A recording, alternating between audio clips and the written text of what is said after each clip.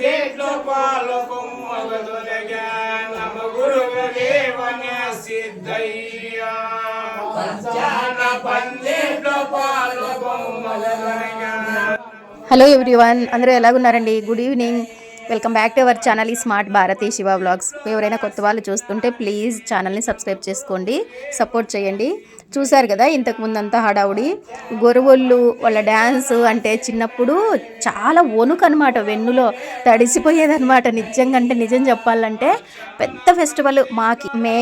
మేము ఫలానా అని చెప్పుకోవడానికైతే నేను ఎక్కడా తక్కువ చేయను. అంటే కులము ముఖ్యం కాదు, గుణం ముఖ్యము. కాకపోతే కులము మాదిది అని చెప్పుకోవడానికైతే ఎక్కడ నామోషి పడను కూడా. ఎందుకు ఇది చెప్తున్నానంటే ఇది మొత్తం వీడియో అంతా దాని గురించే ఉంటుంది అనమాట. అందుకోసము ఇప్పుడు మీకు ప్రజెంట్ చూపిస్తున్నది మా గోత్రం, తుప్పద గోత్రము ఉంటుంది కదా, ఆ స్వామి భర్త ఇంటి గుడి అనమాట. ఇది దేవుళ్ళు యాటికి పోయినారనమాట. యాటికి పోవడం అంటే ఏంటంటే ఇదంతా ఎక్స్ప్లెయిన్ చేయాలంటే ఒక 20 minutes వీడియో అవుతుంది. షార్ట్గా చెప్పేస్తానమాట. ఇవి లింగాలన్నమాట. దీనికి చాలా చరిత్ర ఉంది, పూర్వం నాటి చరిత్ర. అదంతా ఇంకా డీటెయిల్డ్గా ఇంకా ఎప్పుడైనా దానికి కలిసి వస్తే నేను చెప్పగలుగుతాను. చెప్పాలని ఇంట్రెస్ట్ కూడా ఉందనమాట. ఆ డొల్లుల శబ్దము, ఆ గొరవయ్యలు ఆడడము, ఇవన్నీ అంటే ఒక ఆడపిల్లకి, మా కురువుళ్ళకి ఇది ఒక పెద్ద పండగ అనమాట. ఉగాది పండగ అంటేనే పెద్ద పండగ. అలాగ ఆడడం కానీ, ఇప్పుడు పుట్టినింటికి పిలిచిపోతారు కదా అమ్మవాళ్ళు, అప్పుడు వాళ్ళని నిజంగా తడిసిపోతుంది భయము. ఆ గొరవలను చూస్తేనే భయం అనమాట. ఆ ఫ్లూట్ వాయించడము, అది చాలా హెవీగా ఉంటుంది పాపం ధరించేకి. వాళ్ళు వేసుకునేదానికి మాత్రం ఇప్పుడు తెలుస్తుంది వాళ్ళ బాధ. అంటే అదొక మంచి వైబ్స్ అండి. ఇంకా పైన ఉండడు శివుడు అనమాట. వీళ్ళు ఆ డొల్లులు ఒక రిథమిక్గా వాయించడము, ఆ ఫ్లూట్ వాయించడము, గొరవళ్ళు ఆ నృత్యం చేయడము. దీనికంతా కైలాసం నుంచి ఖచ్చితంగా కిందకి భూమి మీదకి దిగి వస్తాడనమాట శివుడు. కైలాసంలో మాత్రం ఉండడు, ఈ జనాల మధ్య ఖచ్చితంగా తిరుగుతాడు. ఇది మా గుడి అనమాట. జనసంచారమే లేదు అని అనుకోవద్దండి, చాలా రష్ ఉంటుంది పండగ రోజు. ఇది మరుసటి రోజు కాబట్టి ఇలాగ ప్రశాంతంగా ఉంది. ఇక్కడైతే మా అమ్మమ్మ వాళ్ళ ఇంటి దేవుడు అనమాట, నీలగిరప్ప స్వామి. అందరూ శివుడి రూపమే, పేర్లు వేరు. అంటే బీరప్ప, నీలగిరప్ప, బండయ్య ఇలాగ పేర్లు ఉంటాయన్నమాట. చూడండి, అసలు ఇక్కడ అన్నదమ్ములు ఎక్కువ ఉంటారనమాట. దేవుడి కార్యక్రమం అనగానే ఎక్కువ కలుస్తారనమాట. ఇంట్రెస్ట్గా ఆడపిల్లలు వస్తారు, కలశాలు పట్టుకుంటారు.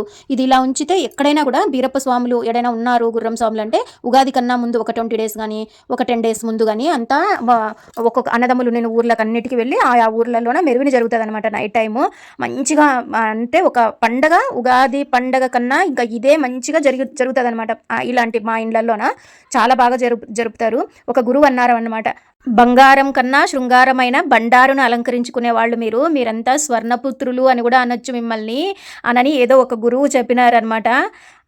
ఆయనే కాదు, అంటే మన కుల వృత్తిని కానీ ఎవరు అంటే వాళ్ళ వృత్తిని బట్టి ఆ కులం పేరు వచ్చేస్తుంది. కానీ మనుషులందరూ ఒక్కటే. కాకపోతే ఆయా వృత్తులు ఏ వృత్తులు చేస్తారో ఆ వృత్తులను బట్టి వాళ్ళకి కులాలు అనేది వస్తాయి యాక్చువల్గా, అంతే కదా. కానీ అందరూ కొంతమంది ఉద్యోగ రీత్యా, వ్యాపార రీత్యా ఎక్కడెక్కడో పోయి స్థిరపడి ఉంటారు కదా. కొంతమందికి అసలు వాళ్ళ ఇంటి దేవుడు ఎవరో తెలీదు, ఇంటి దేవత ఎవరో తెలీదు. ఈ మధ్య ఎక్కువ సోషల్ మీడియా ఉండడం వల్ల ఏదేదో ఎవరినో అన్ని లక్షలు పెట్టి పూజిస్తారు, చేస్తుంటారు. కానీ మనకు ముఖ్యము ఈ వీడియో త్రూ నేను ఒక్కరికన్నా హెల్ప్ అవుతుంది. చాలామంది చెప్పగా విన్నాను, మన గ్రామ దేవత కానీ, మన కుల దేవతని కానీ మర్చిపోయి మాత్రం మిగిలిన దేవుళ్ళకి ఎంతమందికి చేసినా కూడా అవి బుడిదలో పోసిన పన్నీరే అవుతుందంట. ఇది చూసుకోండి, కనీసం ఎవరికైనా ఒక్కరికైనా ఇన్ఫర్మేషన్ ఖచ్చితంగా హెల్ప్ అవుతుందని అనుకుంటున్నాను. యూట్యూబ్ చరిత్రలోనే ఎవరు ఇలాంటి వీడియో చెప్పిండ్రు అనుకుంటున్నాను. నేనైతే ఎవరు మెయిన్ ఈ వీడియో త్రూ నేను ఏం చెప్పాలి అనుకుంటున్నానంటే, ఇప్పుడు చెప్పాను కదా, ఉద్యోగ రీత్యా, వ్యాపార రీత్యా ఎన్నో కారణాల చేత ఎక్కడెక్కడో వెళ్ళి బతకాల్సి వస్తుంది. వెళ్ళిపోతారు, వలసలు వెళ్ళిపోతుంటారు, ఎక్కడో స్థిరపడుతుంటారు.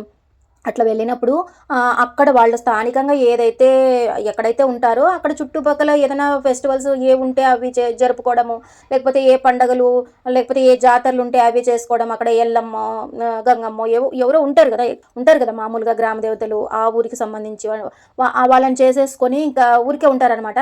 వీళ్ళు ఎంత కష్టపడినా, ఎంత చేసినా డబ్బు నిలబడకపోవడము, లేకపోతే పిల్లల అభివృద్ధి లేకపోవడము, ఇలాంటివన్నీ బాగా ఏమంటారు కలిసి రాకోకున్నట్లు అట్లా అయిపోయినప్పుడు కానీ కళ్ళు తెరుచుకోరనమాట, మర్చిపోతారు. కొన్ని కారణాల వల్ల అన్నదమ్ముల్లో కొంచెం ప్రాబ్లం ఉన్నప్పుడు ఇంకా అక్కడికే వెళ్ళాలి అని కొంతమంది అసలు వదిలిపెడతారు. కొంతమంది చక్కగా ఉండరు కొంతమంది. అలాంటప్పుడు వాళ్ళ కోసము వెళ్ళేదైతే అది అస్సలు మనం పట్టించుకోకూడదు అనమాట. మన కోసము మన మన మన సాంప్రదాయాన్ని, మన పద్ధతుల్ని మనం ఎక్కడా వదిలేయకూడదు. మన ఉద్యోగరీత్యా ఎన్ని ప్రాబ్లమ్స్ ఉన్నా కూడా ఖచ్చితంగా అక్కడికి వెళ్ళి ఇది మనము ఖచ్చితంగా చేసుకోవాల్సిందే అనమాట, వెళ్ళాల్సిందే. అది చాలా ప్రాబ్లమ్స్ ఫేస్ చేసిన తర్వాత ఎంతోమంది ఇప్పుడు ఆ స్వామీజీ చెప్తారు, ఈ గురువు చెప్తారు బాగా అని వెళ్ళిన తర్వాత వాళ్ళు చెప్పేది లాస్ట్కి ఇదే చెప్తారనమాట. మీ ఇంటి దేవుడు ఎవరు, మీ కుల దేవత ఎవరు, వాళ్ళకి పూజించండి ఫస్ట్ అని చెప్తారనమాట. నేను చాలామంది విషయాల్లోన నేను తెలుసుకునే ఇది చెప్తున్నాను. ఇప్పుడు ఈ సాంప్రదాయాలు, ఈ పద్ధతులు ఎవ్వరు పాటించరండి. అక్కడికి పోతేనేనా దేవుడు, ఇక్కడ నేను దేవుణ్ణి మొక్కుంటే చాలదా, పెద్దవాళ్ళని తరంకి సాంప్రదాయాలు అనేది మరుగున పడిపోతున్నాయండి. చాలా పద్ధతులన్నీ మరుగున పడిపోతున్నాయి. అందుకు అవన్నీ ఎక్కడా తగ్గకోకుండా ఇట్లా మనకి ఈ పండగకి ఇది సాంప్రదాయము, అంటే ఇది కొత్త సంవత్సరం కదండి, ఇది మనకి కొత్త సంవత్సరం. ఈ కొత్త సంవత్సరానికి ప్రకృతిలో ఎన్నో మార్పులు వస్తాయి. ఆ మార్పులు తగ్గట్టుగా బతికినారనమాట పెద్దవాళ్ళు. కాబట్టే ఇప్పుడు ఆ గొర్రెలుది బొచ్చుతో చేస్తారు కదా వాళ్ళు వేసుకున్న ఆ బట్టలు, వాటికి కూడా పెద్ద పాత్రే ఉందన్నమాట. మా సాంప్రదాయాల ప్రకారము ఒక పెళ్లి కార్యం కానీ ఏదైనా కూడా, ఒక దేవర కానీ ఏదైనా శుభకార్యం తలపెట్టినా అశుభం దాంట్లో కూడా వాడతారండి. శుభకార్యమే అని కాదు, ఏ కార్యమైనా కూడా ఈ కమ్మడికి చాలా ప్రాధాన్యత ఉందన్నమాట. ఏదైనా ఫస్ట్ దాన్ని వేసి మీకు పిక్లో చూపిస్తున్నాను కదా, అట్లా విభూతితోటి అలాగ రాస్తారనమాట. రాసి దానితోనే స్టార్ట్ చేస్తారనమాట ఏదైనా కానీ శుభకార్యము. మీకు ఇంకా డీటెయిల్డ్గా చెప్పాలి, నాకు తెలిసినంత మాత్రం, నేను ఎక్స్పీరియన్స్ చేసినంత నాకు తెలిసినంత మాత్రం మీకు చెప్పాలి అనుకుంటే, మా కులం వాళ్ళలో దైవంగా భావించే పూజించే వాళ్ళలో ఈయన ఒకరు. ఈయన పేరు ఏమన్నా మీకు ఐడియా ఉంటే కామెంట్ సెక్షన్లో కామెంట్ చేయండి ఫ్రెండ్స్. నాకు తెలిసినంత వరకు నేను తెలుసుకున్న విషయం ఒకటి చెప్తాను. నా చిన్నప్పుడు స్కూల్ ఎక్స్కర్షన్ అని ఉడిపికి కూడా వెళ్ళినాను అనమాట. దాంట్లో భాగంగా నేను ఎక్కడైనా కూడా దేవాలయాలకు వెళితే అక్కడ హిస్టరీ తెలుసుకోవడం నాకు చాలా ఇంట్రెస్ట్ అనమాట. అప్పుడు వేరే కథలాగా, అంటే ఎవరో ఒక వ్యక్తి ఆ భక్తుడి కోసము భగవంతుడు ఇలాగా వెనక్కి తిరిగినాడు. ఉడిపి స్థల పురాణం మీకు తెలిసిన వాళ్ళైతే ఇదే ఐడియా ఉంటుంది నేను చెప్పేది. భక్తుడి కోసమే భగవంతుడు అలాగా వెనక్కి తిరిగినాడనమాట. అంటే మామూలుగా ముఖద్వారం వైపు దర్శనం ఇస్తారు కదా, ఈయన మామూలుగా చాలా ఇదిగా ఉండేపాటికి దర్శనం చేసుకోవడానికి కూడా పర్మిషన్ ఇవ్వలేదంట. అందుకే భగవంతుడే ఆయన కోసం తిరిగినాడనమాట. ఇప్పుడు ప్రజెంట్ మీరు చూస్తున్న ఈ క్లిప్ మాత్రము ఆ గొరవళ్ళు పూజారుల్లోకే శివుడు ఆవహించి గొలుసులే లాగేసి తెంపేస్తారని. ఇలాగ కొన్ని చోట్ల సాంప్రదాయబద్ధంగా ఇలాగ జరుగుతూ ఉంటాయన్నమాట. ఈ వీడియో మీకు ఎలా అనిపించిందో కామెంట్ సెక్షన్లో కామెంట్ చేయడం అస్సలు మర్చిపోకండి. Thank you for watching. మరొక ఇంట్రెస్టింగ్ వీడియోతో మళ్ళీ కలుద్దాం. Thank you so much. అందరికీ నమస్తే.